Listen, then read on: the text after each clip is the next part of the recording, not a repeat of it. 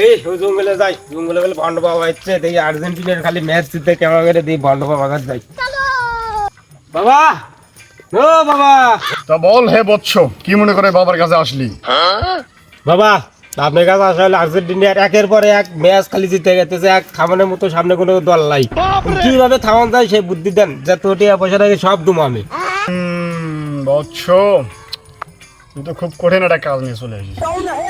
তোর এই স্বপ্ন মনে হয় আমি আমার তপস্যার অভিজ্ঞতা থেকে বলতেছি। আচ্ছা, তোর এই স্বপ্ন বৎস কোনোভাবে পূরণ করার লাইন নাই, এটা হবে না বৎস, তুই মাফ কর। এটা আমি কেন, কেউ এই কাজ করতে পারবে না।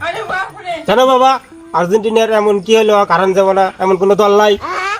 বৎস, এরকম দল তো দূরের কথা, আমার তন্ত্রমন্ত্র ঠাবেও আর্জেন্টিনা সামনের কোনো গতি নাই।